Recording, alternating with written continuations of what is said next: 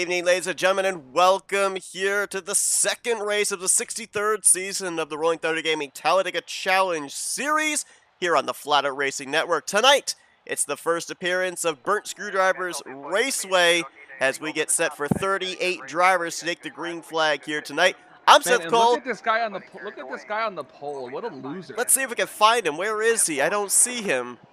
You best get on pole. John Cena's on the pole. Oh How no, about wait, that? you couldn't you? You could technically get on and off the track. Yeah, I could, but it would kind of look weird on the broadcast. We're gonna let John Cena have the pole. I'll But be honest here. no, I'm through the random gonna do a qualifying draw, I pace- think this is the third time in the What if I- history of us broadcasting the Tally Challenge that I've ended up getting the pole position. Should I So just do a pace lap and come down with the field, or should No. I just do one lap with them, or should I just get off the track? no, I think 31st place you're not allowed to. Okay, fine. Just because you said so. But I mean, let's talk about tonight because we've got some storylines just based off of what happened last week. We didn't have to wait long to be on the edge of our seats for an exciting finish. Last week, literally on fumes, Brian Schilling crosses the start-finish line to pick up the first win on the season. I mean, the bar's been set pretty high. What do we see here tonight? Because I asked some drivers last week, did you treat it as a must-win type race, knowing that you've got the rest of the regular season to be able to maybe get back points that you may have lost? And a lot of them ended up saying, no, we treated this just as a normal race, thought about points and whatnot, and looked forward towards the playoffs. We didn't really treat this as a must-win situation. Well, do we see that here tonight, especially for drivers that didn't get the best finish last week? More than likely, yeah, Seth. I mean, a lot of these guys go in treating this race as just another race. Like, I personally feel like if you think too much and hard about point standings, you're only going to make it worse. So that's why I go into a lot of races that I race without that mentality of just, hey, I'm just here to have fun. Now, we all know how slow you are at doing this, so you better go through the starting lineup, otherwise we're going to get the green flag. Well, actually, unfortunately, I didn't print screen the, actually, I did print screen the starting lineup, but I didn't bring the windows up, so I can't actually read them. Well, okay, well, then I guess, ladies and gentlemen, we're going without you. I can eyeball it here. I don't know if I'll get the whole full field in. Well, so you also have a broadcast that you can hit the space bar maybe and look at people's names and just go back. No, I know. I could do that. I could do that right now. Well, then why don't you do it? Okay, I will do it. We will eyeball this one. So Chuck McClure, by virtue of yours truly not getting on the racetrack, he's by proxy going to be the pole sitter. He'll be alongside of Ken Roberts. Then it'll be Bob Seminary in row 2 alongside of last week's winner Brian Schilling. Ulysses Sandoval will be in row number 3 alongside of Jeremy Jeffries. The Goldfish car is back in the field. You got Joe DeSpirito alongside of Randy Waugh. Luigi. There you go. I gave you your pause this week. That's row 4. Row 5 is going to find Brian Lovell and Josh Metallic. That's completion of your top 10. Grant Wesley going to be alongside of Denny Carroll in row 6. Row 7 is Greg Lovell and Rodney Sullins. Row 8, Ron Hagelin, Bobby Farrell. Row 9, Mark Paglia and Kelly Causey. Your top 20, Jeff Crivello and Bob Dixon. Back in row 11 is going to be Jeffrey Elliott alongside of Tim Nofsker. Row 12, Richard Martin and Jessica Shelton. Row 13, Glenn Harris and Mike Mangialardi. Row 14, Donnie Garrett and Chris Elliott. And your top 30 will be John Godfrey and Bernie Mobbs. The rest of the field going to be Doug Kulik, Terry Bombard, Greg Palmer, or correction, Jason Scheck rather, Brian Rawson, and Billy Elliser. There's your 38 cars. I just barely got them in before the green flag, or I might have gotten them just after the green flag. One or the other, but it was close. Yep. Going down through turn 1, we'll see what the outside lane here can do compared to the inside lane. Now, I ended up talking before we ended up going on the air with league admin Josh Metallic, and I mentioned last week there were some tweaks that were made to the INI at Talladega in hopes of double and 3-wide racing. They weren't exactly all that thrilled with the results, so here tonight they are going to be hoping that we're going to see that kind of come back. We're probably going to have a little bit more tweaking with Talladega next week in race number 3, but so far, everybody pretty orderly, at least for the first 6 or 7 rows double file. Drag race to the line. Who's going to lead first lap? I think it was McClure. Scoring is going to disagree with me. Ken Roberts got the first lap led.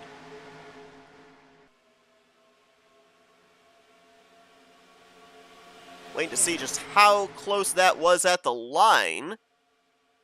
Waiting for scoring to update itself here. 1/1000th. How about that?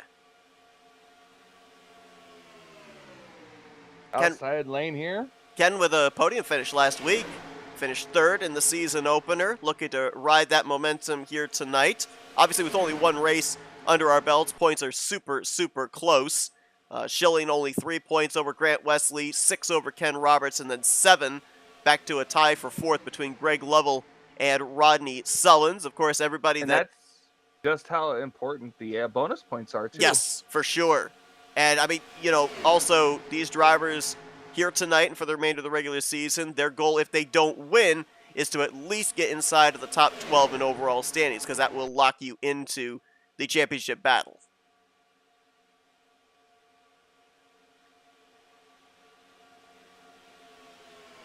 Inside line, still trying to keep in touch with the middle line.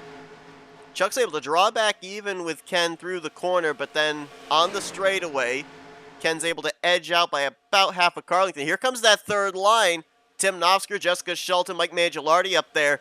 Now, as we know in the past here at this particular racetrack, when that third line gets momentum... Oh, we got a wreck! That's Terry Bombard around, Brian Rossenhart into the wall. Caution's going to fly. A couple of cars went down to the inside wall. 09 and the 77 are also involved That would be Donnie Garrett and Chris Elliott. Frozen field. So these cars will carefully race back to the line, but hold their positions. Chuck McClure going to lead them back to the stripe. This will be his first lap lead of the night. No, correction, second lap lead. He did lead the previous lap, but was ahead at the timing of the yellow, so he'll be the leader here under caution. And I think when we go back and look at the replay, I think something happened in that third line I was talking about, because I saw Jessica Shelton almost go up and get the wall. Mike Mangialardi almost went up and got the wall. Either they didn't get themselves lined up, or maybe that middle line pushed up into the third line, but we'll get confirmation on that here, as we will now go back and look at the replay. The field picking up the Robbie Nice's tribute car on the back straightaway.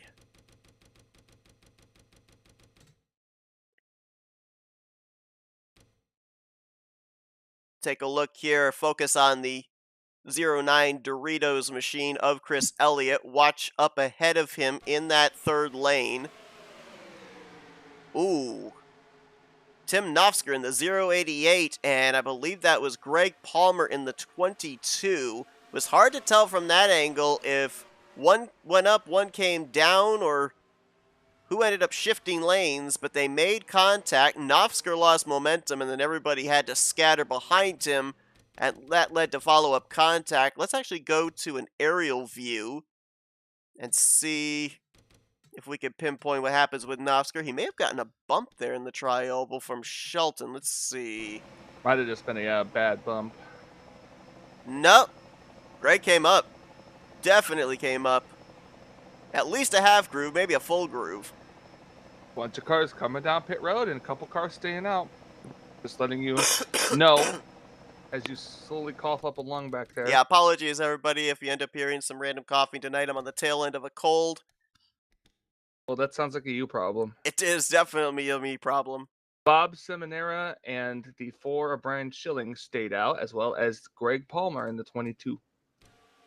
And a couple of others towards the back of the field. Two-time winner last season, Brian Rawson. Right there, little contact with Jeff Crivello. He's going to get the outside wall, and ooh, pretty good hit there. Donnie Garrett into Chris Elliott. There's Terry Bombard there in the 10. It's about 5 or 6 cars collected up in this one. And a lot of them in the early going. A lot of them stayed out, but I'm assuming they're going to have to probably head to the back because they were involved that they came down probably a closed pit road. But like Terry Bombard stayed out this lap around, Jeffrey Elliott up here. But yeah, Billy Elliser, Chuck McClure, as the rest of them who are coming out of pit road now. But I would have to assume that those involved in the accident will have to drop to the rear because of entering a closed pit road. Well, it might have also been a thought process of maybe not knowing how extensive the damage is. You might be able to stay out, lead a lap, and then come to pit road to repair said damage. But I think, 2-3 other drivers had that same idea. You mentioned it earlier, Michael. Every position counts as far as bonus points here. in preparation for making it into the postseason. So I think that's why we're seeing Bob Seminara staying out here. Brian Schilling, I think, was trying to get himself a bonus point for a lap lead. He, of course, has that win in the bank from last week and is locked into the playoffs. So going for those bonus points, which also could be important in going for the regular season championship, which pays out as much points as winning 3 races in the regular season. Oh, yeah, that's true. Hey, Seth, Gosh. since we're under a caution, again, as you cough up half a lung, I've got $1 billion idea for you. Only $1 billion? I don't know. Sounds like small potatoes. So you know how, and I'm gonna try to sell you this like just like the video games we play. Okay? Was it So Snake Oil or yourself- Shark Tank? It could be both. So imagine, you know how you deal with smoke detectors, how how they're annoying and always go off, even if or for no reason at all. Sometimes, it gets a little smoky in the house, right? It's just And a it tiny happens to whiff go of off. smoke, it goes off. Yeah. Okay. So imagine this: a smoke detector, but it shuts off when you yell out, "I'm just cooking." I mean, yeah, maybe. The problem is, I feel like, I don't know. It's just easier to get up on a chair and pull the battery out.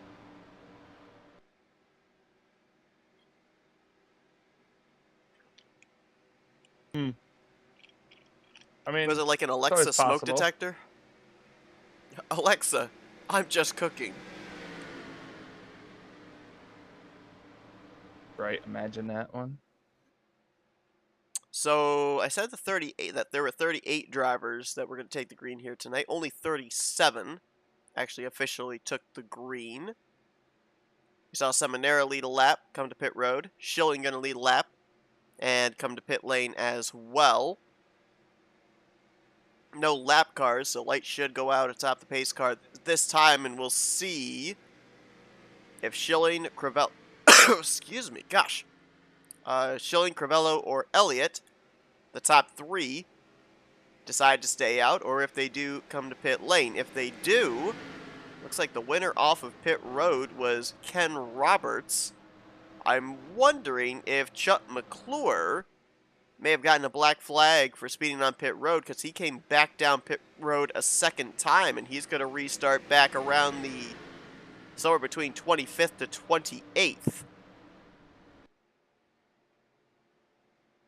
So early issue for our defending champion, as somebody back there, Jessica Shelton, shot down towards the inside wall. I don't know if she got a bad bump from somebody here under pacing or not. Brian Schilling is going to pit, but Jeff Crivello and Jeffrey Elliott, they will not. So they are going to be your front row when we go back green. Interesting that they'll stay out here under this first caution period. Seth, do you ever remember taking the bus to school, if you ever did? So I've taken the bus before, but it actually wasn't to school. So when I went to school in first grade, we had 2 different schools. We had, I think it was, I want to say 1st through 6th. Everything On what was called, just makes me picture just an old person telling me this. yeah, it's back in my day. Well, I'm saying this because there's this thing here, and it's like it says I hate driving behind school buses because I know the cool kids in the back are making fun of me. I was in the back. I was in the back of the bus. I don't know if I was a cool kid, but I was in the back of the bus. Whether I was cool or not, I always sat in the back and just didn't care. The only reason that we sat in the back of the bus, though, too, we had like 6 or 7 of me and my friends, like a group, and the only reason we sat in the back of the bus is because you felt every bump that you went over. It was like the most fun seats to sit in. But back to what I was going to tell you. There's a lot of other reasons people sit in the back of the bus too, but we're not going to get into that. Michael, I was in first grade. Exactly. Anyways, the story you're about to tell is we're getting ready to go green. Yeah, so what it was we would, I think it was 1st through 6th grade, was in one school, which was called West Hill School, and then when we would have our activities like art, music, gym, all that kind of stuff, they would then ferry us by bus up to the other hill, East Hill School, which I think was the junior high school at the time. So that's the only time that I actually rode a bus. So I rode a bus from school to school. I actually didn't get go from my house to a school via a bus. I'm surprised they even had school buses back in the 1930s. You know, it was very difficult. Horse-drawn carriage buses back in the day, but That sounds like the Amish now. yeah. Have you ever seen an Amish limo? I have not, and Yep. I'm picturing it in my head now, A and I don't stretch know if I want to Amish, see it. a stretch Amish? a stretch Amish limo. Oh, I don't. By the even way, wanna Michael, know. did you know what little boys and girls that are Amish are called? Oh, They're God, called I'm trying omelets. Anyway, getting ready to No! go back green. I hate you because that was also in the Weird Al Yankovic show. Wait, was it really? I didn't know that. Yeah, yes it was. Jeff Crivello, Jeffrey Elliott get us back underway. Crivello took the outside line. It is not going to pan to his favor as Jeffrey Elliott's going to get clear on the bottom. He'll now move up to that middle line. Ulysses Sandoval now in the third position as Bob Dixon down the apron dropping to the back. So a couple of drivers that looked like they were going to start up there towards the front. Ken Roberts, Bob Seminara, Jeremy Jeffries, they all hit pit road there at the 1 to green. And that's an interesting point of note, Michael, because we went back green on lap number 9. They pitted on lap number 8. So mathematically, they're only going to have to come to pit road 2 more times. Why does it have to be math? That's the unfortunate thing. Also, check your comments here.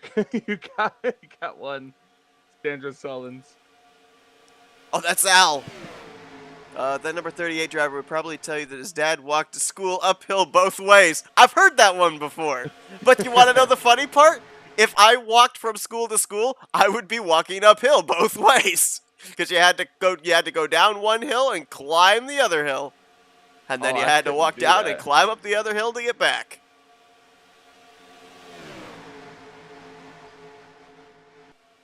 What's the other part of that joke that it snowed every day, even in the summer, too, I think? Something like that. Ulysses Sandoval jumping up to the outside line. We're going 3 wide through the tri-oval. Here comes Joe DeSpirito up the center, being pushed by Randy Waugh. Luigi. There it is. Yeah, but look at the outside line, though, not really formed up. Nope. You do have some cars trying something up there. They're Grant Wesley, Bob Seminara, but they're going to stall out, catching up to the 36 and the 96. That Toyota Camry of there they go around again. That's Jeremy Jeffries, Chuck McClure. Just a couple. Caution is going to wave, though. The 22, the 28, and the 17. I think the rest of them kind of got through it.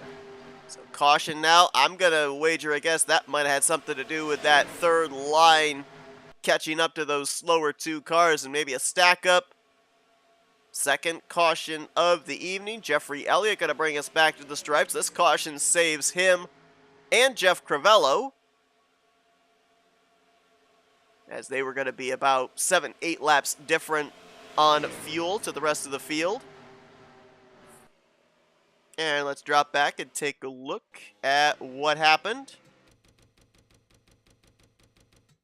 So far tonight, we've had an incident on the front, and we've had an incident on the back straightaway. The corners have not seen any action as of yet. In my experience, most of adulthood is about piling stuff up on surfaces, and then eventually having to clean off those surfaces. And putting it on another surface. Yep. There's a look at about right. Jeremy Jeffries, Mark Pagley going around. There's Jason Scheck and Chuck McClure. We couldn't really tell from that angle clearly what led to the contact. Let's try an aerial look. And not the mermaid. Watch up ahead. Yeah, they all bottled up.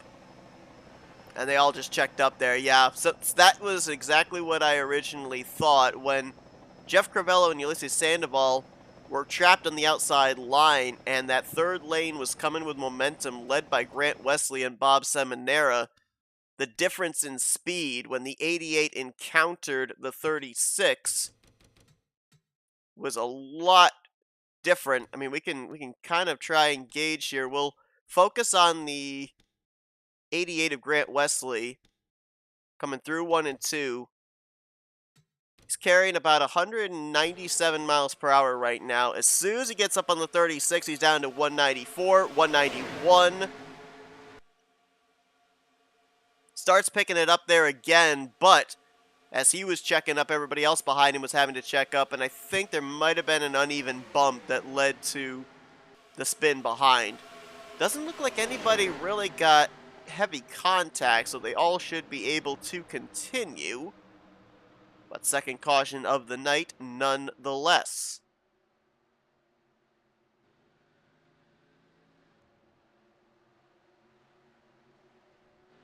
Taking a look to see here the drivers that have so far led tonight, and I think it was last week when we got down to the last third of our Talladega race.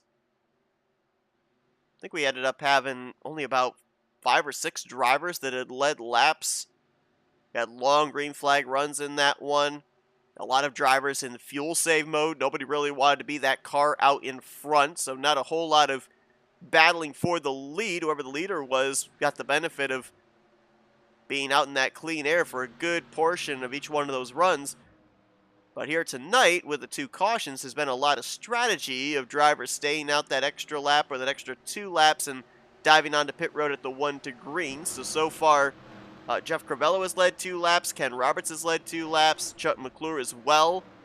Jeffrey Elliott has led 3. And then Bob Seminara, Brian Schilling, and currently Randy Waugh Luigi have led 1.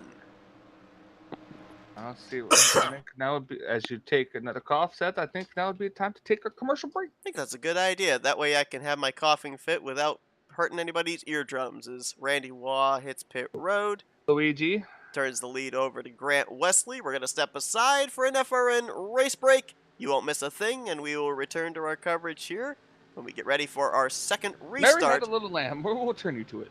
Yes. What was I saying? I don't even remember now.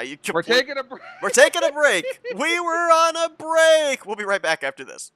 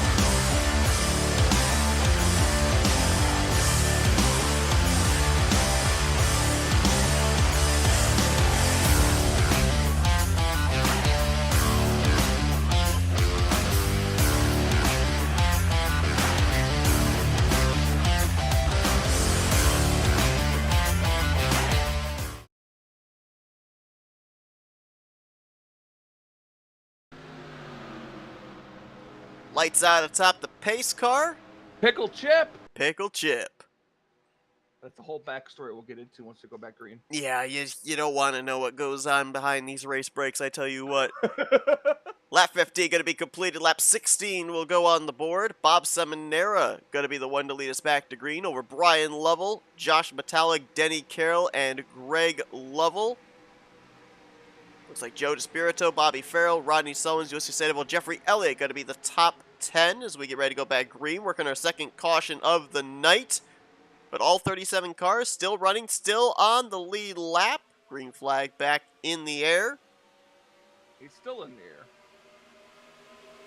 I don't know, Michael. I'm kind of wondering if maybe, just maybe, you don't want to take it 3 wide, because the last 2 cautions we've had have had to do with that third lane as Rodney Sullins.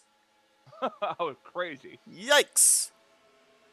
A little popping and locking going on right there for the Black Rifle Coffee number 38. So going back to the reference we were talking about when we came back on the air. Yeah.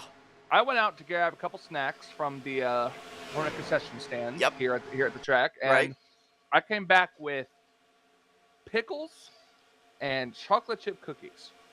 We're 96.7% certain he's not pregnant, but there's always that chance. I'm pregnant. I think the thing I'd be wanting to ask you is, you know, we've been to races, we've seen what prices are. How much do they charge you for 3 pickles? I think it was about $10 a pickle. A pickle? Mm-hmm. Holy crap. We're talking F1 I need to sink some investments into the pickle industry if that's the case. Well, you have no luck with concessions. You have to pay $10 a pickle. And folks, when we went to Martinsville last year, this man walked up to the hot dog stand and they ran out of hot dogs. Well, I wasn't the first person in line, but you were in the queue, so it still counts. Mm-hmm. I was in the queue. There was like 5 people in front of me, and then I hear them say they ran out of hot dogs. But you want to know something? And I'm not saying this with any malice. I'm just saying this as just my opinion.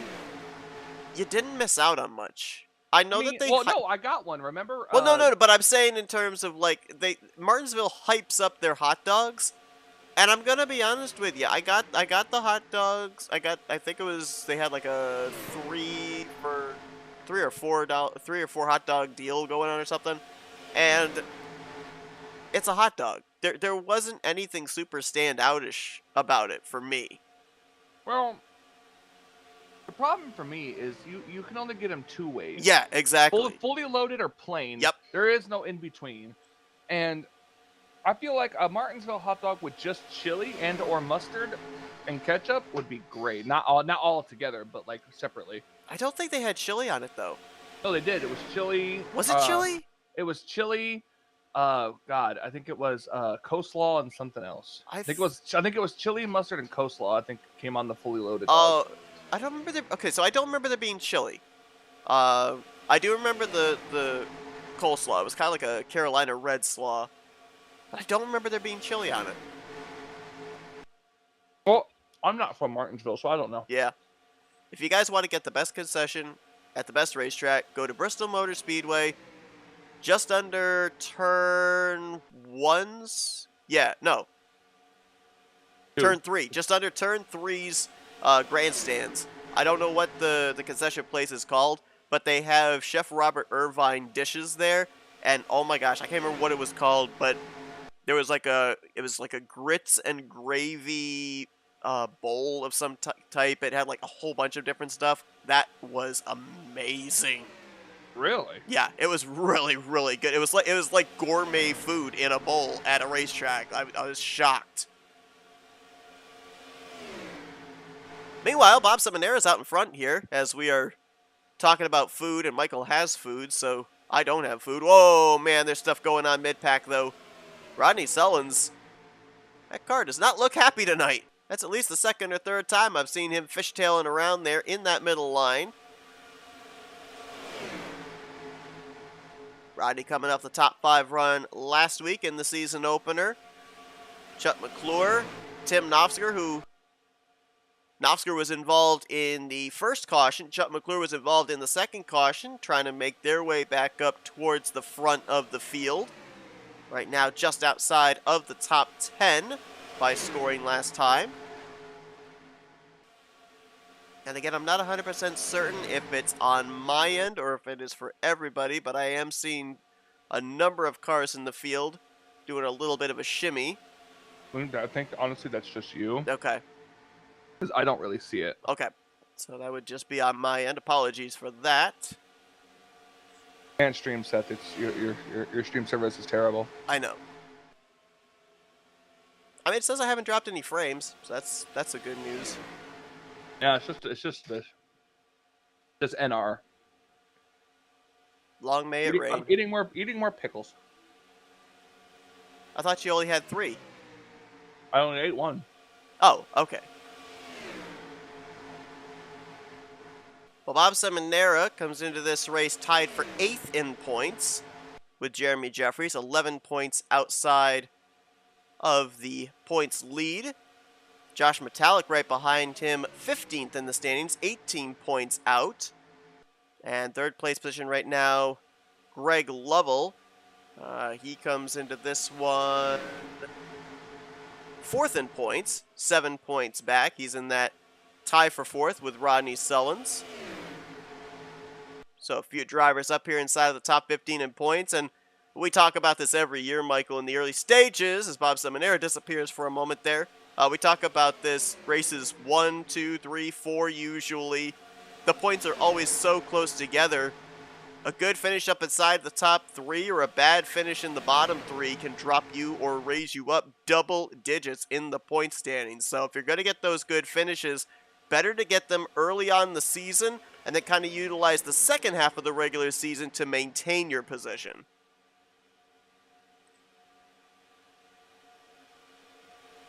Trying to get that middle lane formed up there. Oh, okay. So remember when you said you're side by side? Yeah, okay, you're not the only one. Okay. I see it now too, especially the leader. Yeah, this is unfortunate. This has been a kind of a running storyline with Bob Seminara for the last couple of seasons, really. And a lot of times it's when he gets to the front of the field. This happened last week in the season opener. I believe this happened in the finale last season.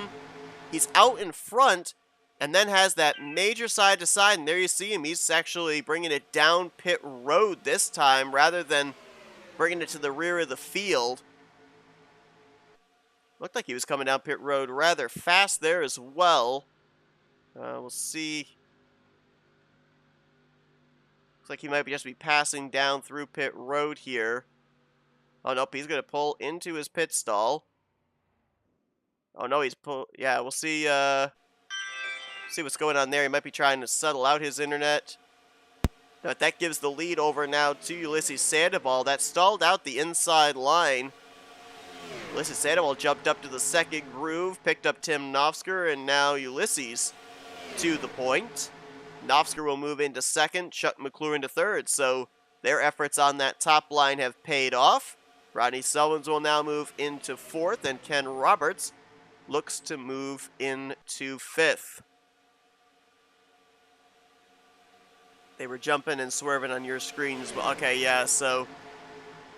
I don't see it as much now, but I do see a little bit. Yeah, I feel like I can't look at it right now, but I wonder what my quality currently is at right now in the server. It's only really in the corners. When they're on the straightaway, they're perfectly fine, perfectly stationary, but it seems like when they get into the corners, there's that little bit of side-to-side shimmy. Yeah, right there as soon as they enter into turn 3. I'll have to look into that, see if that's something I can fix on my end for next week. Oh, but we got ourselves a caution, and up and over Greg Lovell on top of Randy Waugh. Waugh hit the outside wall, got into another car, and he went up on 2 wheels. Caution's going to wave for the 3rd time tonight, and this is the biggest wreck so far. I was screaming, but my mic was off because I was getting text messages. I didn't want that to come through. That was almost What was that one Talladega race? Was it Kurt Busch went up in the air and landed on Newman's car or something? That's what that looked like Oh, right it was there. Newman went up in the air and landed on the 29 of Harvick. On Harvick. Okay, so yeah, that's exactly what it looked like. Caution now for the third time this evening. Ulysses Sandoval, the leader under this yellow. And let's go back and take a look. The 880 of Greg Lovell is still running, despite going up and over. And let's see if we can figure out how this one started. Watch around the bright yellow 56 of Jeffrey Elliott, the white and green 8 of Glenn Harris. Oh, right there. Elliott kind of steps out of line. Harris gets spun by the 21. And a lot of drivers in this one. Oh, and then Greg goes up and over again after a last-minute bump from 22 of Greg Palmer. Kelly Causey was in it, Jessica Shelton, Mike Mangialardi. A couple of drivers I think actually may have dove onto pit lane to be able to avoid this wreck. Look at that. Look how that car lifts up off the ground right down on the hood. Randy Waugh hits that outside wall into Jeff Crivello. That's what flipped him up onto his side. Joe DeSpirito's going to work his way by. Boy, this caution, a big break for one Bob Seminara, because when he came to pit road, he lost a lap. And now he will be the recipient of the lucky dog. Here's another look at it. Watch how quickly this 880 catches air. Right there. That second bit of contact from Glenn Harris is enough to send him over. Bob Dixon just barely gets clipped. DeMar is involved. Mark Paglia right there, right side of your screen. You saw Bobby Farrell going through the grass to avoid. I don't know, normally when you flip at a super speedway, normally that's your day done. Hey, right on board with the 9 through that wreck. Okay, we will in a minute here. We're going to see if we can catch this on spectator cam. Nope, not really. Too far away. What we can see here with this farther away look, Terry Bombard was also involved. We'll get that on board with the 9 car here.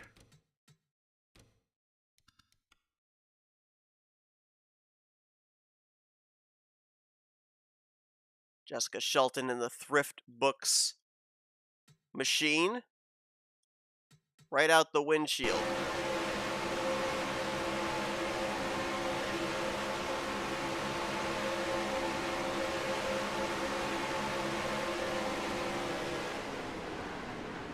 Wow, big shot there for Randy Waugh. Luigi. And, ooh, little contact there into Kelly Causey also. He just moved up to the high lane, too. Exactly, I was going to point that out as well. Don't know if she would have had a lane to be able to avoid if she had stayed on the bottom. Let's see if the camera survived on the 21. It was slight contact with the 00 for her too, so I'm not sure if she didn't have a lot of damage on that. No, probably not. It was very light contact. Yeah, you saw right there. I think oh, wow. I think Glenn Harris in the 8 checks up for Jeffrey Elliott. And Randy Waugh doesn't get the message. He gets into the back of the 8, and that's what started this whole thing. That was quite a shot right there, though. 880 of Greg Lovell taking flight and right down on the hood. That was crazy. I don't even think he didn't even expect that to happen. You know what that onboard shot kind of reminded me a bit of? What? What was it? Was it when Michael McDowell went over? Was it Logano? Yeah, it was Logano in the Daytona race last week. They did the onboard with Joey Logano inside of his race car, and when McDowell went up onto him, that was very reminiscent there of what we saw actually take place. Actually, it wasn't last week, it was 2 weeks ago, because Darlington was, of course, last week.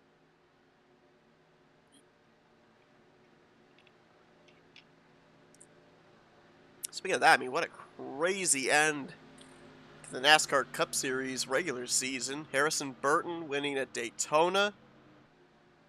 Chase Briscoe winning at Darlington.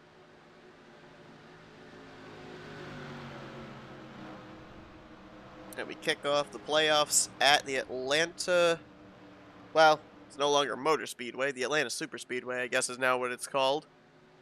That should be interesting.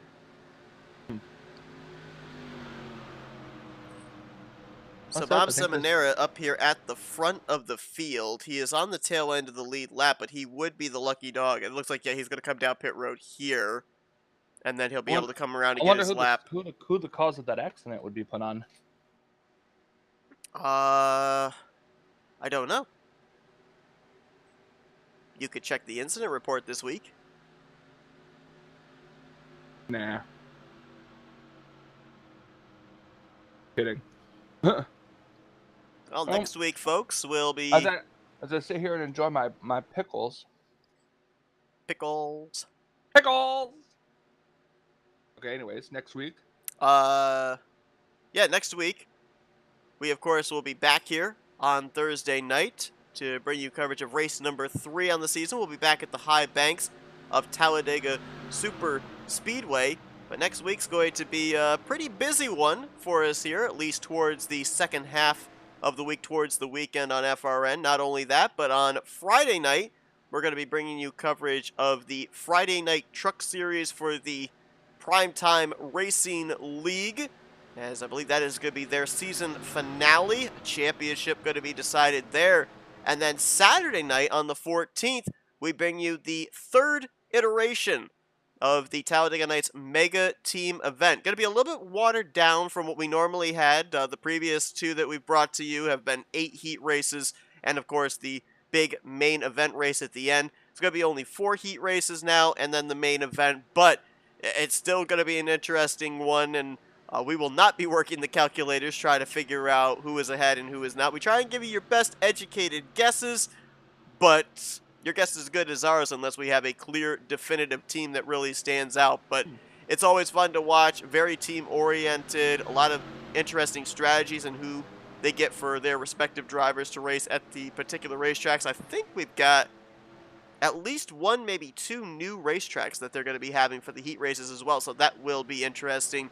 That's all going to be coming your way the 12th, 13th, and 14th next week. RTG, PRL, and Talladega Nights for your latter half of your week heading into your weekend. So be sure to join us here for all 3 of those events. Well, the one thing that has happened tonight, Michael, that's made me very happy is Ken Roberts and Grant Wesley have not been anywhere near each other, so I haven't had to go crazy in figuring out who is who with their similarly colored cars. Ken Roberts, now going to be the one that will lead us back to green. Rodney Sullins will line up in second, and that'll be Ulysses Sandoval, Tim Nofsker, Chuck McClure, the top 5. You saw Bob Seminara did go around, get his lap back, so all 37 cars still running and still on the lead lap. Nearing halfway home as well here tonight at Burnt Screwdrivers Raceway. Which means, if I'm not mistaken, 1 pit stop to the finish. Perhaps.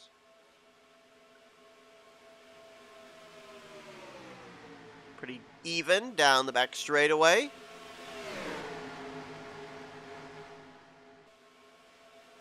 Rodney's in a Chevrolet. I'm trying to make out what manufacturer Ken Roberts is. That's definitely not a Chevy. At least I don't think it is.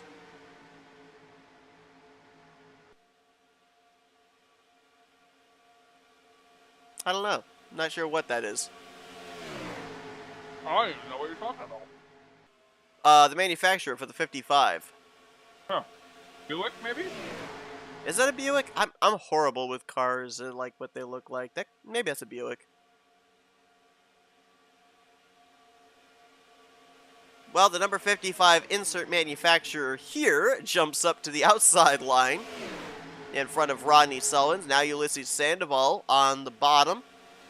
Ulysses, you know, I was looking at drivers up here inside of the top 10 that are looking to gain back the points they lost last week. And Ulysses Sandoval would be one of those drivers. Last week, 27th, 30 points out of the points lead, but trying to get up there into that top 12 in the point standings at least. Right now having a great run. He's been up inside of the top 10 pretty much the entirety of the evening. He was out in front. Got pushed there for a lap or two. Can you hear me? Yep. Okay, good. My thing dropped and my audio cut out. Oh, nope, you're good. Jeffrey Elliott in the 56 right now, currently unofficially in the 5th position. He finished 20th last week, so he's looking for a bounce-back race.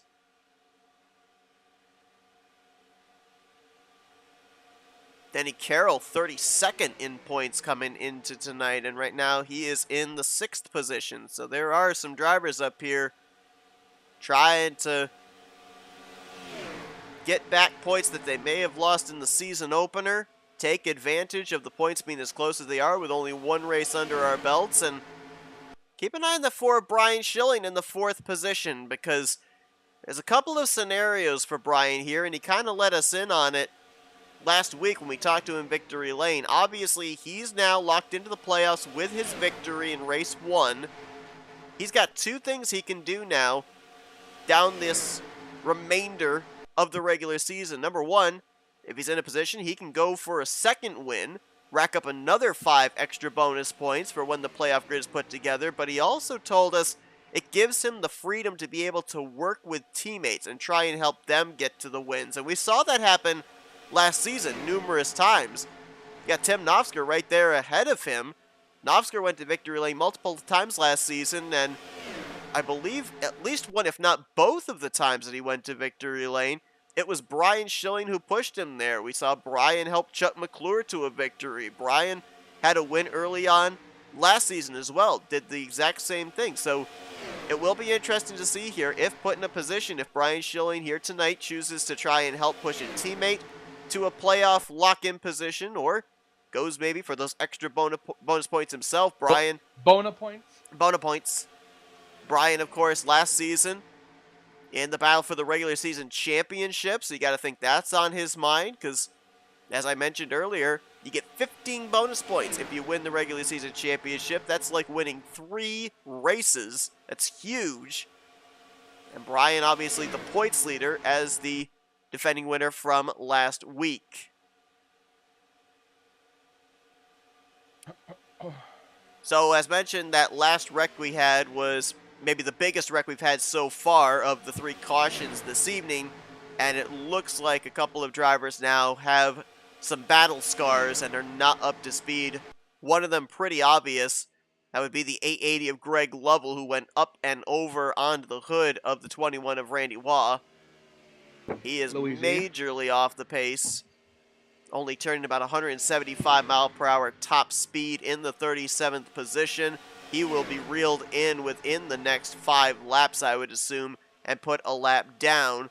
A couple of other drivers towards the tail end of the pack, including the aforementioned Randy Waugh and Kelly Causey. They are trying to stay in the draft, but looks like they're having a little bit of trouble with that. We'll keep an eye there towards the rear of the field, see if they are indeed able to stay in touch with the lead group. But I remember 21 was the one the 880 landed on top of, and Kelly Causey took a couple of pretty good shots there in that wreck also.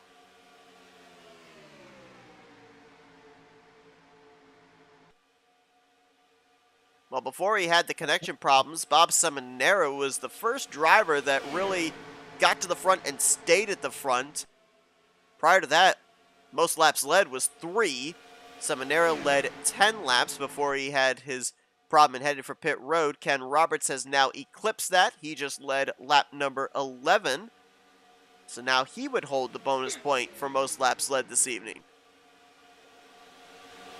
Well, Seth, these guys are running the middle line here, and that made me think of something. What's that? Running the middle lane, it takes a little bit longer to get around the racetrack than the bottom line, right? Yep. So essentially, they're taking the long way home. They're taking the long way home. But you know what also they're doing, Michael? They're not having to check up as much. I mean, yes, but they're also taking the long way home. They are. And I hate you. Whoa! Rodney Sullins. Oh, we got a wreck. I'm Wreck hearing in the some tire back. squid. We got a wreck in the back of the Oh, we field.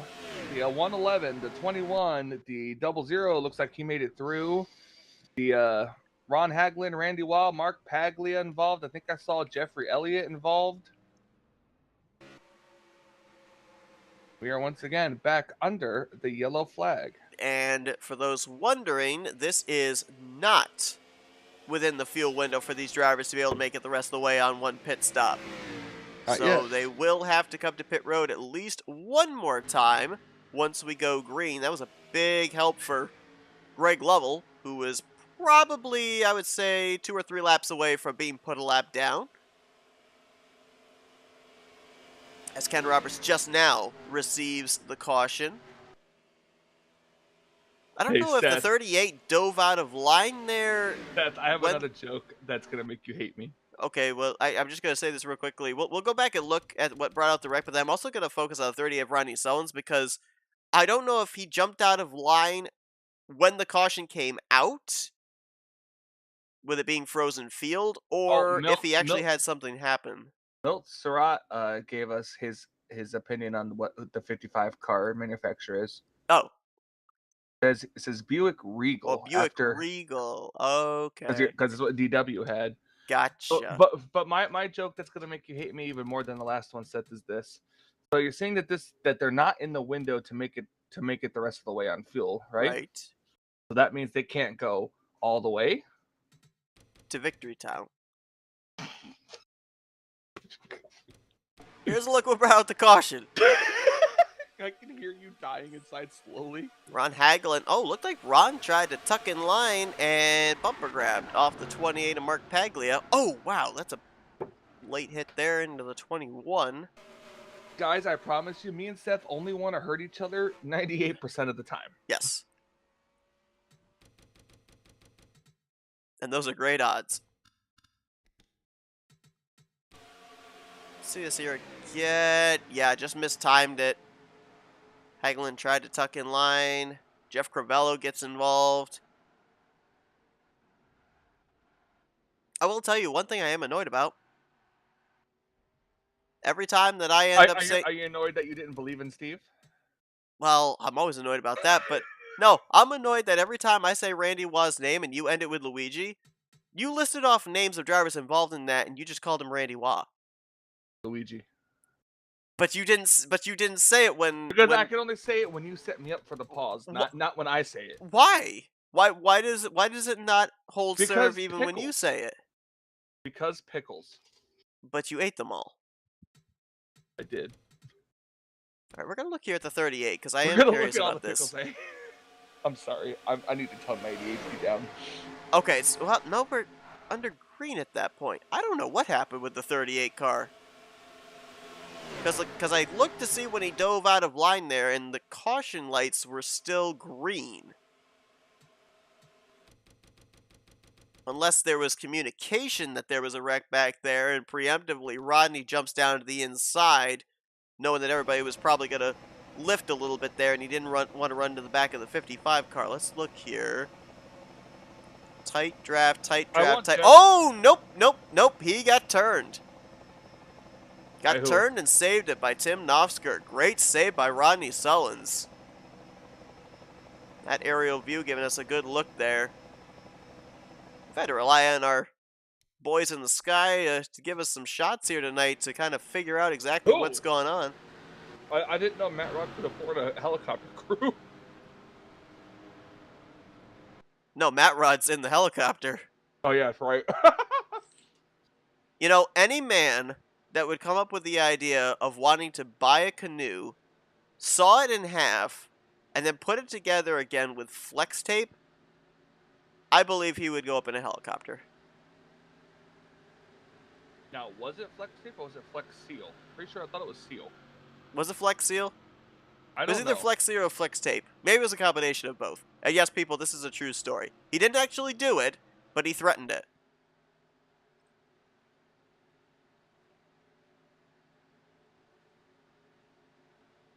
Jeff Crivello in the 36 is going to be the first retiree out of the race. He'll finish at the 37th position. Up to this point, we had had everybody running. We did have Bob Seminara down a lap at one point, but he got the free pass under the third caution. Unfortunately, though, it doesn't look like everybody is going to finish the event here tonight. So, with this caution coming out, we are about 24 laps away from the conclusion. That is quite a ways outside of the fuel window for these drivers, so I think even regardless of when we go back green, these drivers will have to pit at some point unless we end up seeing somebody pull off what Brian Schilling did last week. Can you save 3 or 4 laps of fuel here if we run this race to the finish under green flag conditions? That is a possibility. We may end up having back-to-back weeks of a fuel strategy race. But as the drivers and their crew chiefs communicate and try and figure out what the race-winning strategy is going to be, we're going to step aside for another FRN race break. We'll be back here to the action on the upcoming restart at Burnt Screwdrivers Raceway.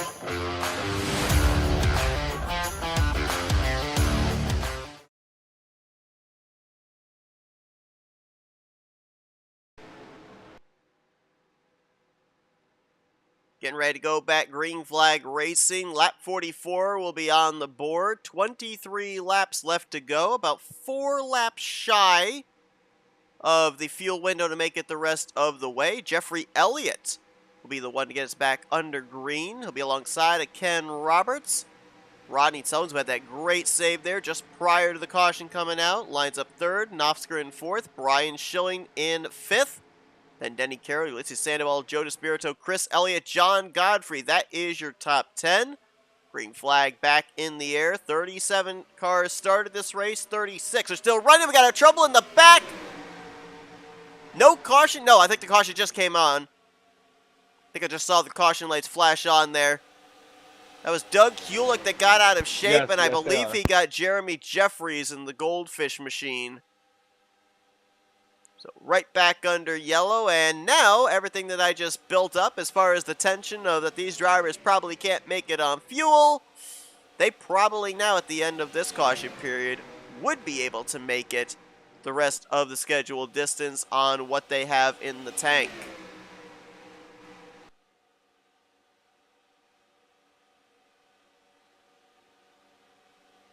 Jeffrey Elliott going to bring us back here to the yellow flag.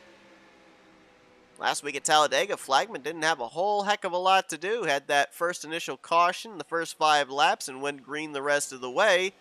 Here tonight, he is getting his workout as he waves the yellow for the 5th time this evening. Let's go back and take a look at what happened. Doug Hulick was the first car I saw get out of shape. The number 23 Crayola machine. And I don't know. I think we're probably going to have to rely on our eye in the sky again for this shot of who, well, that has all the look of a missed shift. And it's very possible. Yeah, that closing right there of Chuck McClure up to Doug Hulick. Looks like maybe, just maybe, Doug may have missed a shift. We'll go back and take a look from that aerial view. But Hulick gets shot down the track into Jeremy Jeffries. Here's a look at it. Watch the closing rate here as the 23 gets going. It's in the back of Hagelin, and then right... Oh no, somebody further up missed a shift. That was Bob Dixon in the 143, actually. And it stacked up the whole outside line. We'll give you another view of that because I'm not certain if the 143 was in the camera shot or not. See if we can get you an aerial shot where it also shows the 143 car.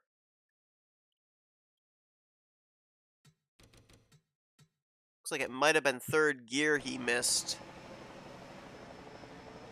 So up to 2nd gear. Behind Mike Mangialardi, right there to 3rd gear. And yeah, it never went. Now telemetry is showing him still in 3rd gear right now, but with the way that it is slowly climbing, I believe he's actually in 4th gear at this point in time. So that's going to be tough there for Bob Dixon on upcoming restarts. No 3rd gear. I mean, you can get away with not having it, but that is a pivotal gear on restarts because, as I just mentioned, when you climb up to 4th gear from 2nd gear, it takes a long time for your car to get momentum. Now, granted, if you are able to get communication to a driver behind you that you don't have 3rd gear, they can maybe give you a bump, give you a little bit of extra speed to surpass where that 3rd gear would be and put you closer to where the upshift to 4th gear would be.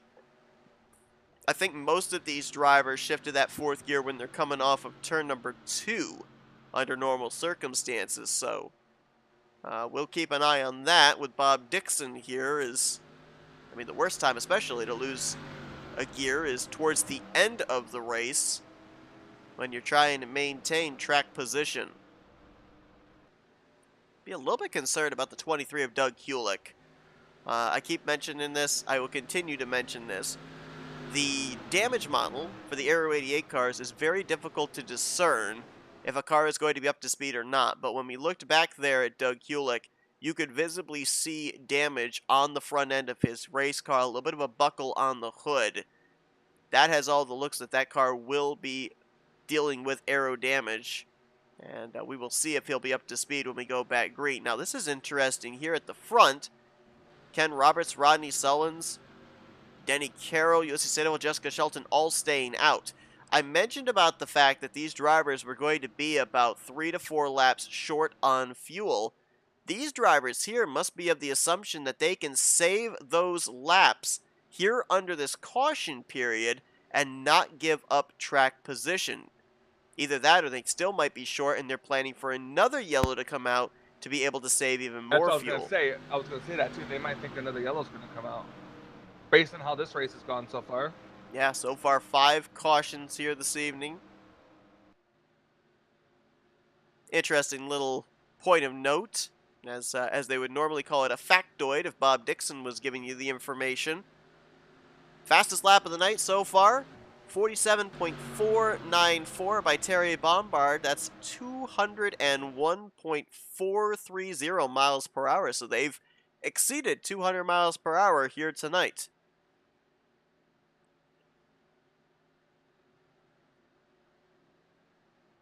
Let's give you your lap leaders so far here this evening. Ken Roberts has led the most laps, 16 circuits out in front. Bob Seminara, the only other driver that has led double digits. He has led 10 laps tonight.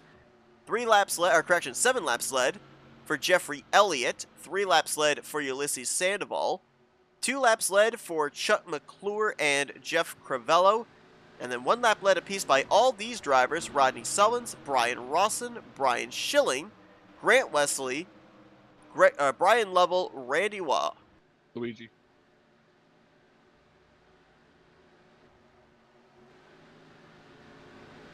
You can hear the engine shutting off there of the race leader, Ken Roberts.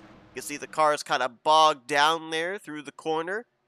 That's all these drivers throwing in the clutch, saving every bit of fuel they possibly can. And ooh, Shelton gonna come down pit road. Cy Jones, Bob Dixon. So Shelton gonna make absolutely certain that she can get the rest of the way on fuel. Giving up that track position. We'll see how that plays out. We've seen a couple of times here tonight, especially in the early portions of this race, drivers playing the strategy game, coming down pit road for that extra lap or two, security of fuel, being back in the pack and getting caught up in one or a couple of these wrecks. You go back to Chuck McClure, who... Oh, we got a car that just... Never mind. Oh, I thought we had a car that blew up, and I think somebody downshifted and spun the tires there in the middle of the pack. But going back to what I was going to say, we had Chuck McClure, who by proxy of the most amazing qualifier in the history of qualifying, not actually able to start this race, started on the pole position.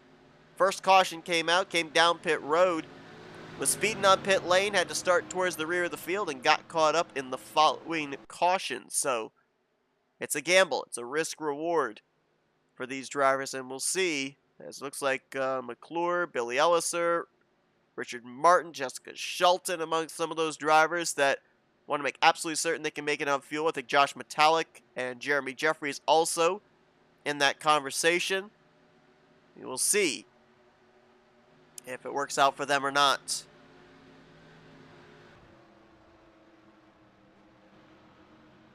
Well, he's not in the field here tonight, but want to give a shout out to Wiley Coate.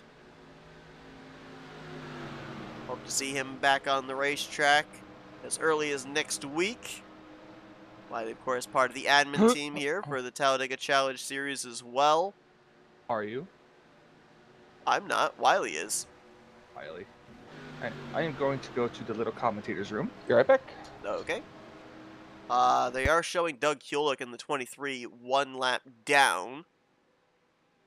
Looks like they've beaten down the hood on that car, so he might be okay. They have repaired the damage. We'll have to see if he's up to speed or not.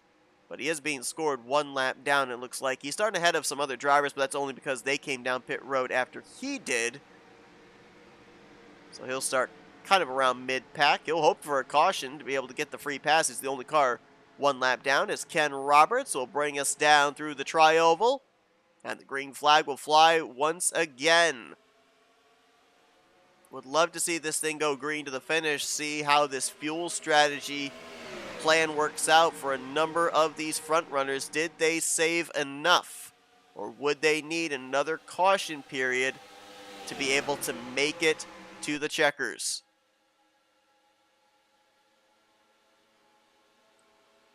Ken Roberts off the momentum of a podium finish last week. We heard from him that last couple of seasons he's not been able to run full time due to work.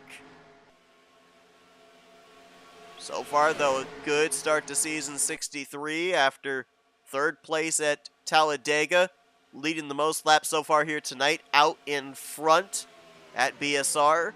Denny Carroll right behind him in 2nd, side by side for 3rd. Greg Palmer on the bottom. Rodney Sullivan's on the top. By the way, it is good, you know. But like you said, good start to the season. It is race 2. It is race 2, but hey, you know, if you're going to get good momentum, start out the season with that good momentum. Exactly. Now, I think you're seeing here up on this 3rd line, these are drivers that came to pit road under this caution period. They know they can make it the rest of the way, so they are willing to push. Push. Push, please. Push. Of course, it is the longer way around the racetrack, but you can't ride in line either. You gotta get up there and try and gain back the positions that you gave up to come down pit road and have that little security blanket in the tank. And I guess that hit that Jeremy Jeffries took from Doug Kulik hasn't affected his car at all. Although it looked like they might have just lost some numbers up on that third line. There's only about 5 of them lined up. Oh, nope. Now they've gotten themselves lined up again. Inside line losing a ton of ground there. Palmer was alongside Rodney Sullins a couple laps ago for third. Now he's fallen back into a 3 wide with that third line around the 8th or 9th position. Sandoval moves into 4th. Donnie Garrett now up into 5th. I feel like that's the first time we've really talked about the 77 here tonight. He was always, it seemed like, up there in the conversation for a victory at the close of last season. Last week, Donnie ended up finishing 17th in the season opener, and now he'll jump to the bottom of the racetrack with Ulysses Sandoval, trying to make something happen off of turn 2. A lot of drivers leaving that middle line like rats leaving a sinking ship.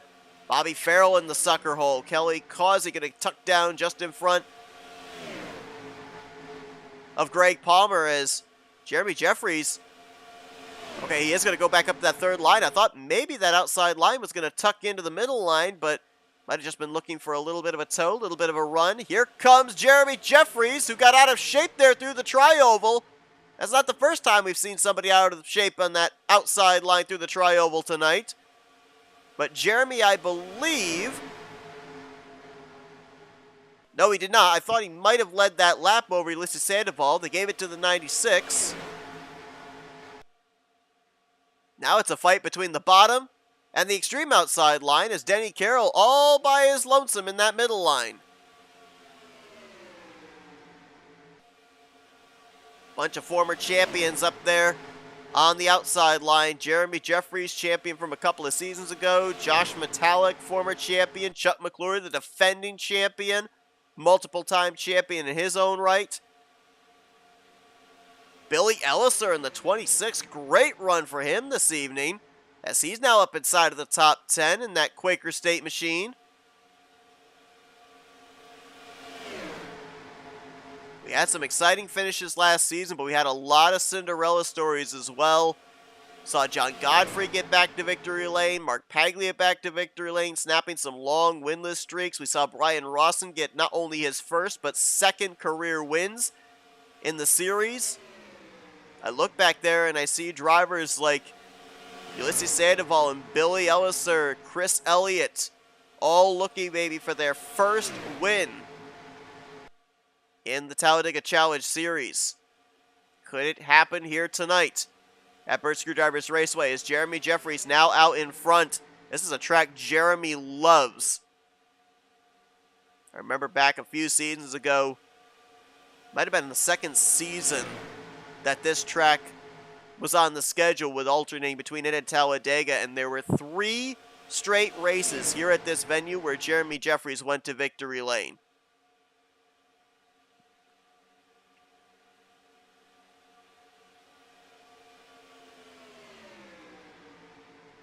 Closing in on 10 laps to go, which we will then see them race back if a caution were to occur. 3 wide there in the middle of the pack. In the middle of the pack. That's Jessica Shelton up on the top side with Jason Scheck. Mike Mangialardi in the middle. Greg Palmer continuing to fall back on the inside line. Brian Schilling there. Joe DeSpirito as well. I don't feel we've talked about Joe all that much tonight. DeSpirito looking forward in a few weeks when the Talladega Challenge Series Bracket Challenge will be kicking off. Joe, of course, the defending Bracket Challenge champion. He'll look to defend his title here in season 63. Ulysses Sandoval leading that inside line right now, but he's only alongside of, well, either Rodney Sullins or Ken Roberts. Depends on where we are through the corner. Looks like he's now side by side with Sullins. And that would be around the 8th position. Top 7 are single file here at the front of the field. Now Nofsker going to move up into the middle groove.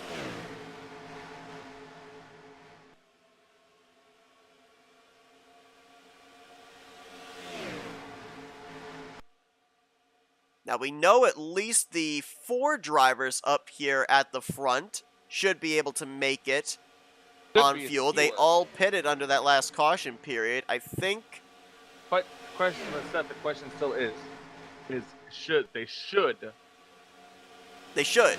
But also, let's also remember too, Jeremy Jeffries, if he ends up leading a good portion of this run, he's consuming more fuel. We went back green. I think it was right at 19 to go. And there is no coming back. I think. You think he's committed? Yeah.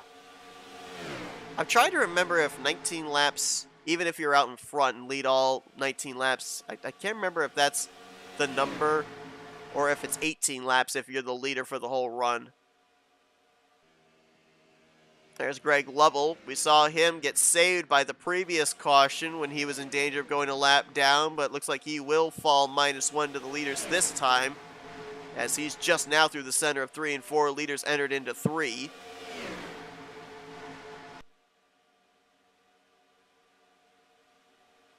Now their outside line starting to form there. That'd be the 3rd lane as the leaders are actually running the middle line right now. Tim Nofsker, Jessica Shelton, Donnie Garrett has now jumped up there. They're going to have to try and figure out a way to get around Greg Lovell, who gives them plenty of room through 1 and 2. Might stall out that 3rd lane just a little bit. Now Ken Roberts jumps up to the outside.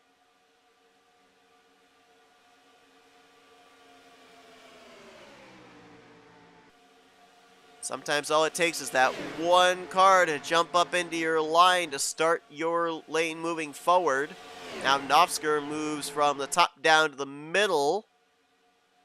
They try to get something going on the bottom back there too with Despirito, Seminara, Kelly Causey. But it doesn't look like they've got the numbers nor the momentum right now.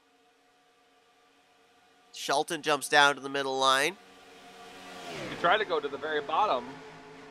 She is on the very bottom. And now she will. This is where all the racing is going on right now, outside of the top 10, just outside of the top 10. 3 wide for the 11th position. Ken Roberts, Donnie Garrett, Jessica Shelton, Greg Palmer, all in that mix.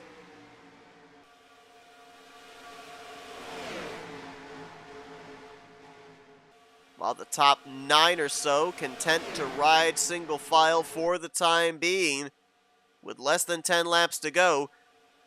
Now Greg Lovell, we saw him go a lap down right there. We've already documented before we went back green, Doug Kulik is a lap down, so that pushes our point of no return to the completion of lap 62, which will be in 2 laps.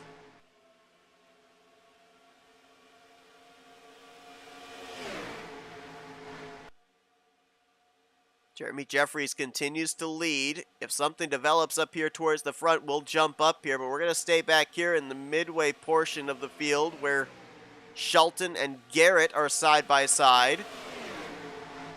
Shelton with a bunch of help there. That was Nofsker in the 088.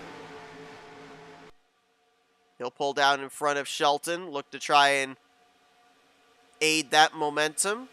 I don't really see it, Seth. We all know the middle line usually is the strongest line. Well, at this particular racetrack, though, we've seen that if you're willing to shove and keep the draft super tight, it's risky, but that inside line can motor if you've got a really tight draft.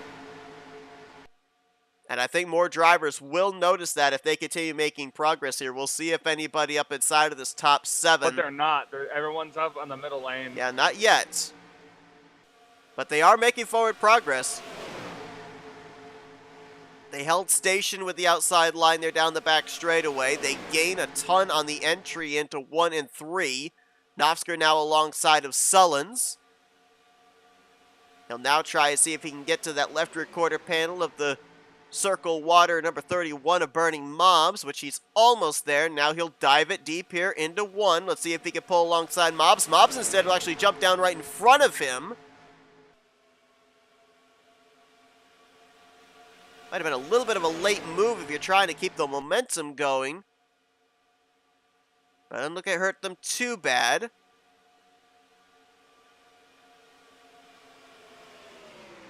Now we'll see if anybody else jumps down there. Burning Mob's going to try and get to the inside of Jeffrey Elliott. That would be for 6th. We are past that point of no return, so I'll just give that usual disclaimer we always do. If a wreck occurs and the caution comes out, we will stay up here at the front, watch the battle back to the proverbial checkered flag, and we'll go back and look at any replays if necessary, either during the caution period or when the race is over. And we nearly just had a race-ending yellow right there with Novsker pushing Burning Mobs through the tri-oval. Got him really squirrely. Both drivers able to gather it back up, but may have lost some momentum there through the tri-oval. Now we got maybe a third line forming here. Here comes Brian Schilling, Jason Scheck, Grant Wesley, Ken Roberts. Of course those two cars would find each other at the end of the race. I don't think it's going to be enough stuff. If they can get up alongside of this middle groove, they'll stall them out because we have an inside line. Denny Carroll's coming to pit road. This has to be unscheduled. He might not have been able to make it on fuel. Now they go down to the inside the block. Almost 4 wide back there. 2 laps to go. And to your point, Jeremy Jeffries, Josh Metallic, they've jumped down to the bottom. They're not going to allow that inside line to move forward any further. They're going to say, if you're going to go around it, you got to take the long way. And I hate the fact I'm playing into your pun. Take the long way home. Tim Novsker jumps up to the outside line there. The Elliott's trapped in the middle. Metallic has deemed content to ride behind Jeremy Jeffries here the majority of this run. How much longer can he wait? More drivers to pit road. Sullins, Sandoval, Palmer, they couldn't make it on fuel. White flag in the air. 1 lap to go here at Burt Screwdrivers Raceway. It's going to end under green no matter what. We will race back regardless of what happens here in this final 2.66 miles. Jeremy Jeffries trying to hold off Josh Metallic. Chuck McClure. There we go. To the top goes the 39. McClure goes with him. Oh, man, Jeremy Jeffries is a lonely, lonely man in the back straightaway. Shelton's going to stay low.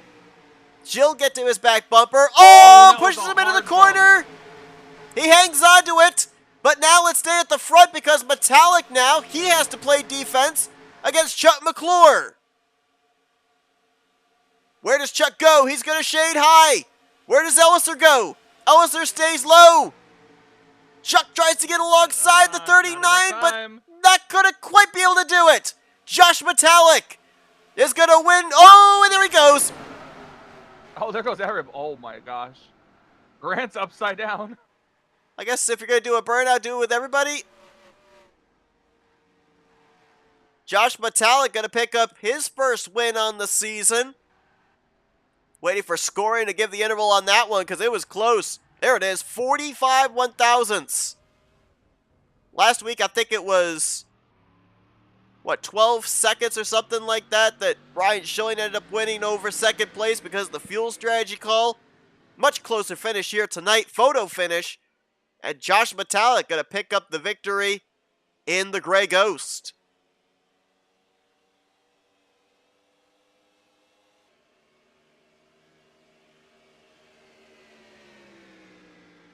Time to move on the back straightaway. Had the help with Chuck McClure. And was able to keep the 17 at bay through the tri-oval to pick up the victory. Josh Metallic trying to see if this will lock him a spot in the playoffs this season. I don't see why it wouldn't. Josh was 15th in the season opener. This will certainly move him into the top 12 in the point standings as well. So even if he didn't have the victory to fall back on, he would be up above the playoff cut line even on points. And despite that car did a little flipsy-doopsy over in turn 1, it's got enough power to do some burnouts here on the front straightaway tonight at Burt Screwdrivers Raceway.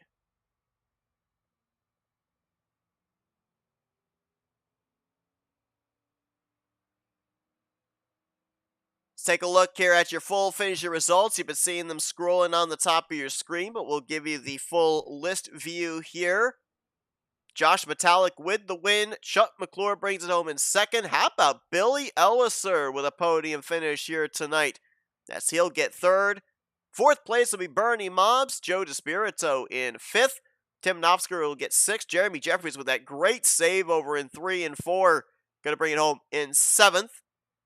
Eighth position is going to be Brian Schilling. Brian Lovell in ninth, and Jessica Shelton will finish in the 10th position. I believe that is back-to-back 10th place finishes for Jess to start out the season. Jason Scheck, great run for him in 11th. Grant Wesley will be 12th. Bob Seminara, after the connection problems in the lead, was able to battle back after getting Lucky Dog to get 13th. Richard Martin in 14th. Good to see Demar back in the field. I didn't mention this, but he was one of the drivers that unfortunately had to go home in the knockout qualifying last week, and good to see him here tonight. Chris Elliott going to complete the top 15. Jeffrey Elliott 16th. Terry Bombard in 17th. Glenn Harris, John Godfrey, Bobby Farrell were the top 20. Mark Paglia, Cy Jones, Bob Dixon, Randy Waugh, Luigi, and Mike Mangialardi, your top 25. The rest of these drivers couldn't make it on fuel and had to pit in the closing stages.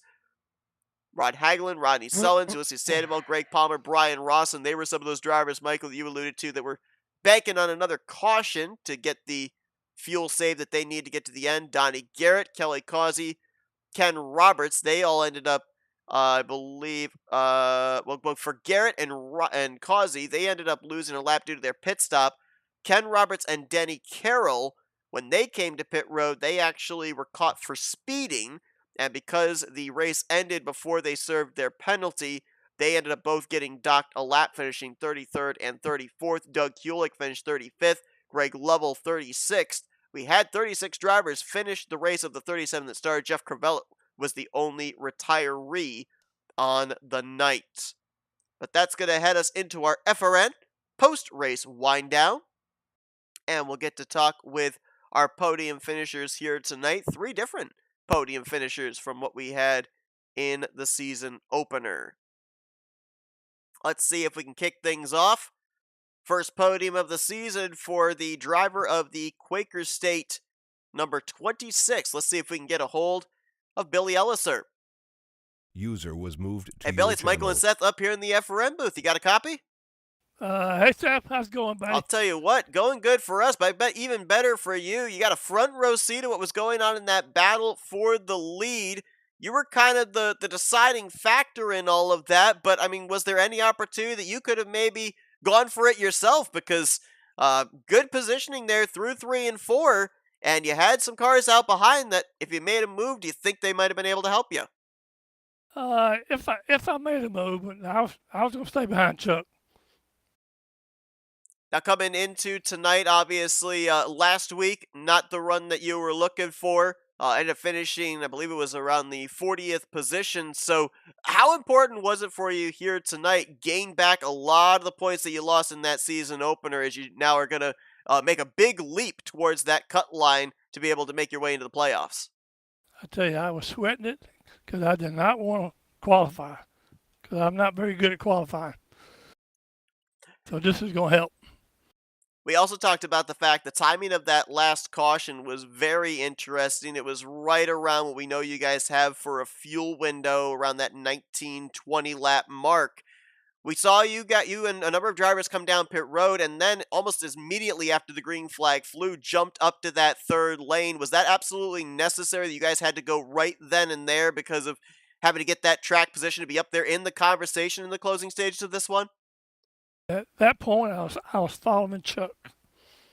I knew he was going to the front. I was going to stay with him. Pretty good bet there with Chuck going to the front. Worked out in your favor. You bring it home on the podium here tonight. Congratulations on the job well done there. Hopefully this keeps the momentum up here for the remainder of this regular season. We see you get another great finish next week at Talladega. But, Billy, before we let you go, the floor is yours for thank you, sponsors, and shout-outs. Okay, man, I appreciate it. It was real nice to get third.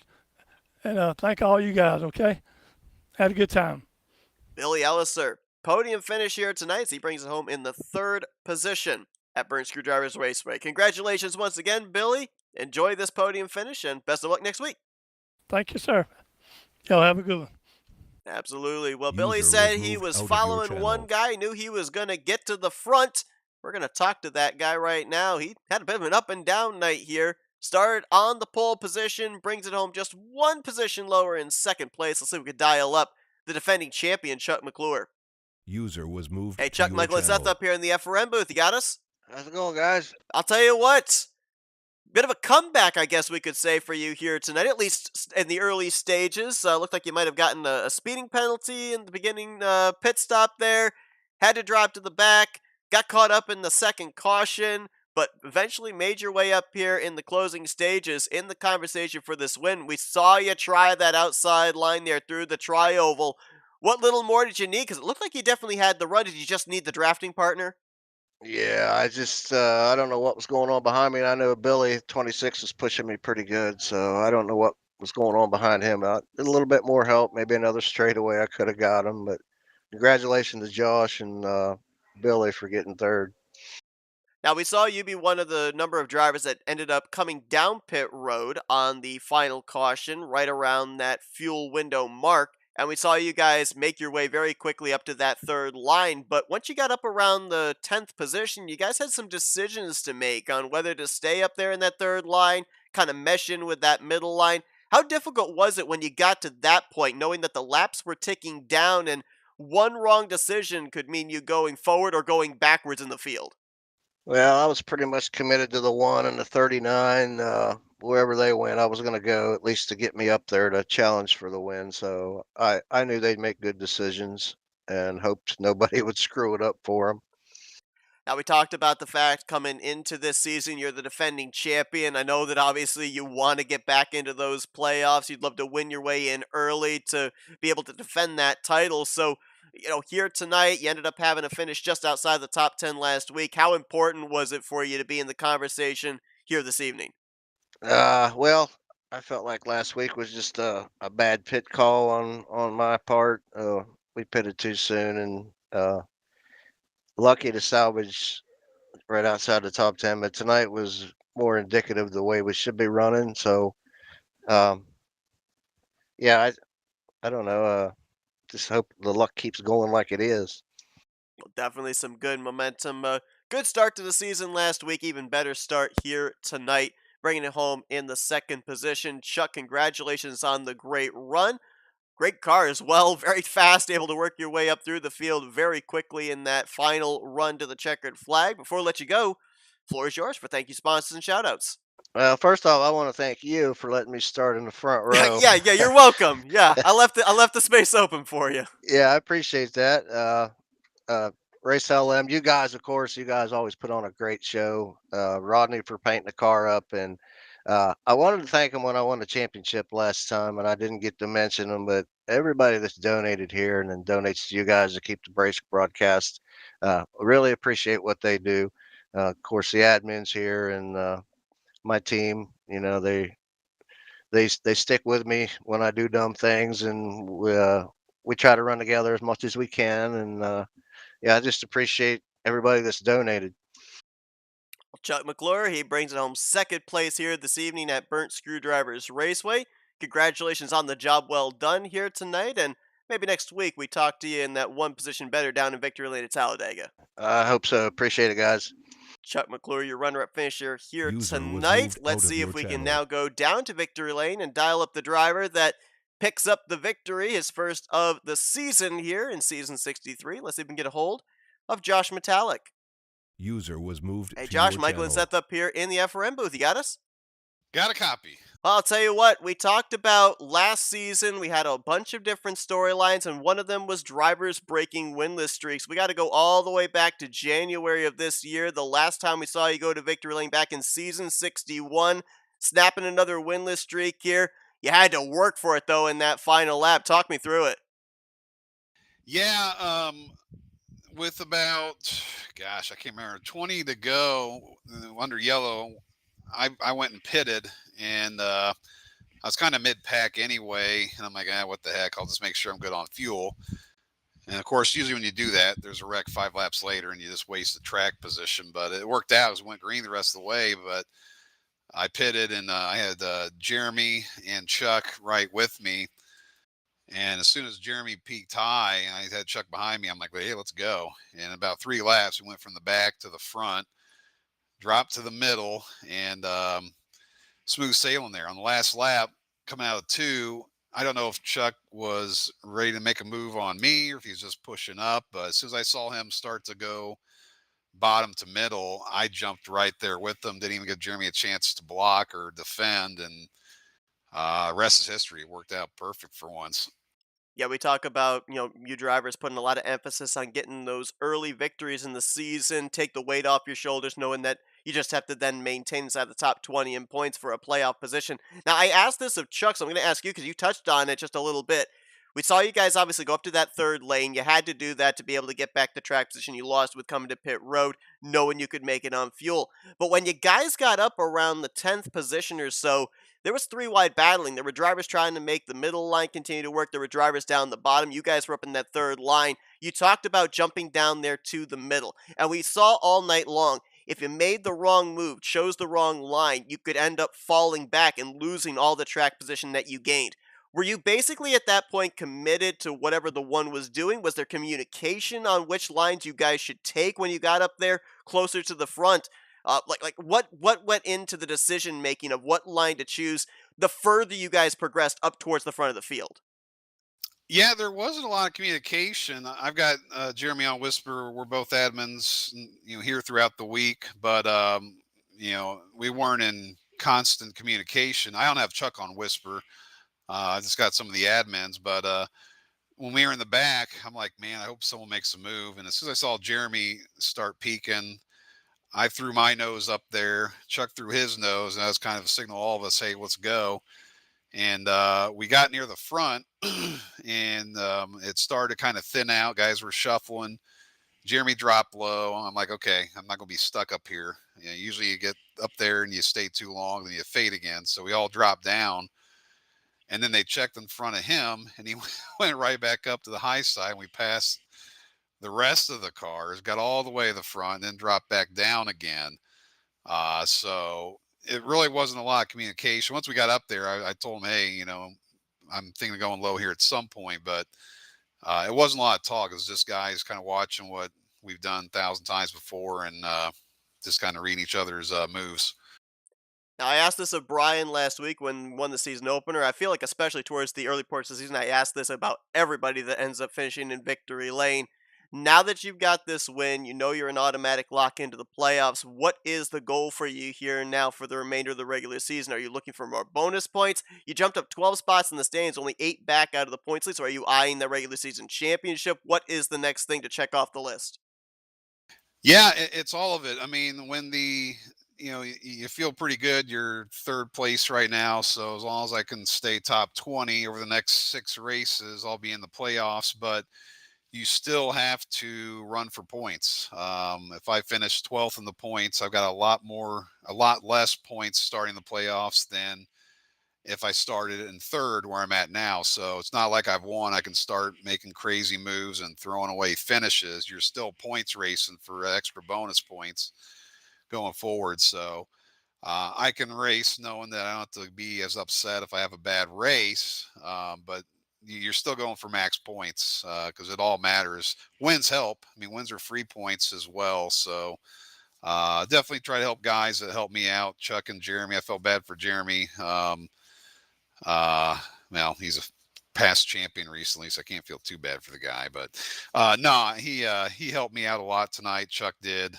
Greg Lovell. There's a lot of guys that helped out that I'll try to return favors, but still going for the best finishes and most points possible. Well, got most points here tonight, finishing P1. It was January 25th of earlier on this year in season 61, the last time that Josh My parked the birthday. 39 in victory. Well, there you go, parked 39 Nice. victory lane, and he's back in victory lane here tonight in season 63. Congratulations on that, Josh. Enjoy the rest of this regular season now, knowing that you're going to battle for a championship at the end of it. And before we let you go and continue your celebration, floor is yours for victory lane. Thank you, sponsors and shoutouts. Appreciate it. Yeah, I want to give a shout out quick to Wiley. I'm betting he's home watching. Hoping you feel better soon here, and hopefully have you back here soon on the track with us. So shout out to my good friend, longtime co-admin, Tim as well. Tonight he had a good run going for. I don't know where he ended up, but I was running with him for a bit. The drivers, as well. I mean, we had this, a full field last week and a pretty good field this week. So just thanks to them, you guys as well. These broadcasts are a lot of fun to go back and watch. And He's yeah. just saying that because he loves my fun facts. Oh, you got fun facts. I'll be looking for them to when I watch it this weekend. But it's more just making Seth laugh. Yeah, well, you got to keep it lively, But no, to Sean Prime and Dave Cannon as well. Like I said, it sounds like we're just paying lip service, but they do a lot of work, put up with a lot of stuff, deal with a lot of things, keep this place going. So thanks to everyone that shows up, everyone that donates, everyone that races, and obviously thanks to you guys too. Appreciate it. Before every race and before every broadcast, we have a little pre-race powwow with Josh, and I always wish him luck. So I take partial credit whenever he gets a victory here in the Talladega Challenge. But congratulations here tonight, Josh, on the victory. Best of luck here for the remainder of this regular season. Go enjoy that win. Seth, we dominated. You got the pole, I got the win. How about We're that? All good. There you go. Josh Metallic, your winner here tonight at the Burt Screwdrivers Raceway. And that is going to conclude our coverage here tonight. Well, Michael, so far here to kick off the season, we've been in for a fuel strategy race. We had a nail-biter photo finish here in the second race. However, how about the fact we've got two former champions that have gone to victory in the first two races? Brian Are they Schilling. former ARCA drivers? They are not former ARCA drivers. They can actually drive without wrecking waste cars, and I don't know why I'm talking in that voice. But I mean, the gauntlet's being thrown down here. The big guns, they're taking these early checkered flags and saying, hey, we want to get another championship here in the Talladega Challenge Series. It will be interesting to see next week when we head back to Talladega Super Speedway if what we kind of saw last year with some of your underdog stories of drivers making their way into the playoffs, if we may end up seeing that, or will another Titan take a checkered flag? We saw Chuck McClure up here at the front late in this one. Chuck McClure making that move for the victory. Joe DeSpirito wasn't that far back. Tim Knopfsker was in the conversation. These are all former champions, and very well might be some more former champs that we see lock themselves in the upcoming weeks.